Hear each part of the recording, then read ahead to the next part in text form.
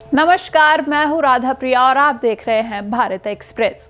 काशी धरती का एक ऐसा स्थान जहाँ साक्षात भगवान शिव विराजमान है। काशी एक ऐसी नगरी जो दुनिया का सबसे पुराना शहर है। काशी एक ऐसा स्थान जिसे घाटों की नगरी भी कहा जाता है। आज हम बात करेंगे उसी काशी की जहां भगवान महादेव के ज्योतिर्लिंगों में से एक ज्योतिर्लिंग काशी विश्वनाथ स्थापित है। आज हम आपको इस रोज के अपने एपिसोड धर्म गाथा में सुनाएंगे काशी विश्वनाथ की कहानी और कैसे भगवान शिव यहाँ विराजमान है। काशी विश्वनाथ भगवान शिव का सबसे प्रिय स्थान है। इसको लेकर कहते हैं कि काशी भगवान त्रिशूल की नोक पर विराजमान है। भगवान शिव के 12 ज्योतिर्लिंगों में से काशी विश्वनाथ 7वां ज्योतिर्लिंग है।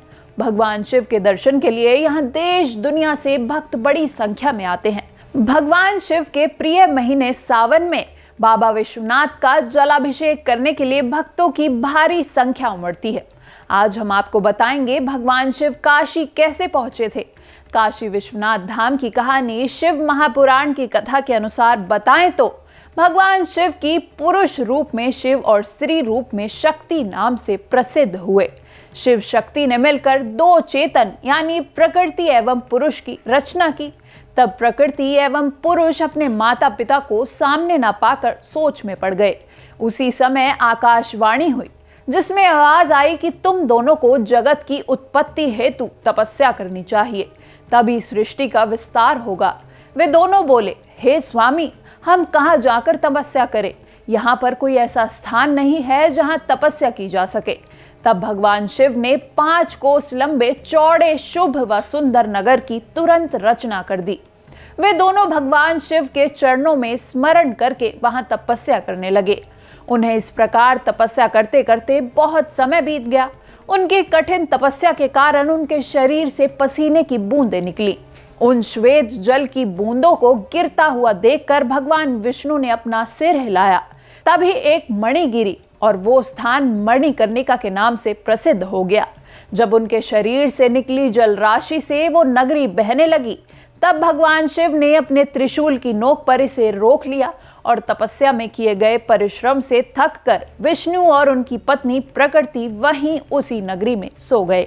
तब शिव जी की प्रेरणा स्वरूप विष्णु जी की नाभि से कमल उत्पन्न हुआ। उसी कमल से ब्रह्मा जी उत्पन्न हुए। ब्रह्मा जी ने सृष्टि की रचना कर दी और इसमें भी भगवान शिव की ही आज्ञा थी। ब्रह्मा जी ने 50 करोड़ योजन लंबा 50 करोड़ योजन चौड़ा ब्रह्मांड एक झटके में रच दिया। इनमें 14 अद्भुत लोकों का निर्माण हुआ।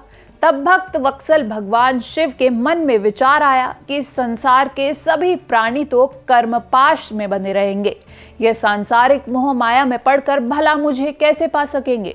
इससे भगवान शिव ने त्रिशूल से 5 कोस की नगरी अलग कर दी और उसमें अपने अविमुक्ति ज्योतिर्लिंग की स्थापना की।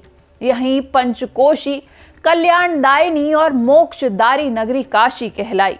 भगवान शिव ने इस नगरी में अपने ज्योतिर्लिंग की स्थापना करने के बाद से फिर से मृत्युकाल को त्रिशूल के माध्यम से जोड़ दिया। संसार के समस्त प्राणियों के मध्य में सत्व रूप में और बाहर तामस रूप में विराजमान परमात्मा भगवान शिव ही हैं।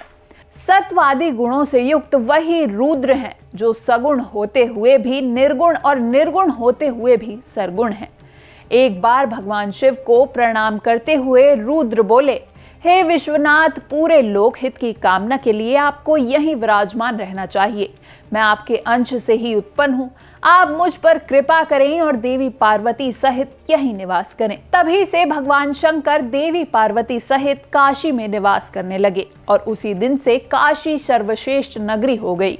काशी को लेकर कहा जाता है कि लोग मोक्ष की कामना करने वाले होते हैं, उनको काशी नगरी जरूर जाना चाहिए। इसे लेकर एक और मान्यता है कि काशी में विश्वनाथ धाम के दर्शन करने मात्र से ही हर प्रकार के पापों से मुक्ति मिल जाती है। इसलिए काशी को मोक्ष प्रदान करने वाली नगरी के रूप में भी देखा जाता है।